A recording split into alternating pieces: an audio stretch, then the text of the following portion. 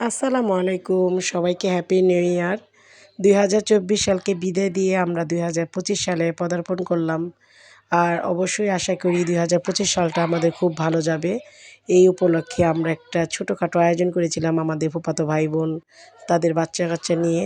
তো আজকের প্রোগ্রামটা শুধুই ঘরোয়া ছিল, একদম নিজেরা বাসায় হোমমেড সব খাবার তৈরি করেছি।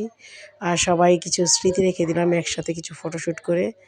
আলহামদুলিল্লাহ আমরা ২০২৫ সালটা সুন্দরভাবে শুরু যেহেতু করেছি, ইনশাআল্লাহ ২০২৫ সালটা যাতে সুন্দরভাবে শেষ হয় এই দোয়াই করি। আর সবার সাথে এই যে রক্তের সম্পর্ক হতে হবে তা না, কিছু কিছু সম্পর্ক থাকে দিলের সম্পর্ক।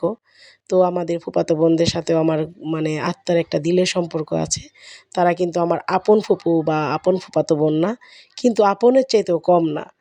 তো যাই হোক, সবাইকে নিয়ে নতুন বছর শুরু করলাম, ইনশাআল্লাহ আশা করি এই ২০২৫ সালটা খুব ভালোই যাবে।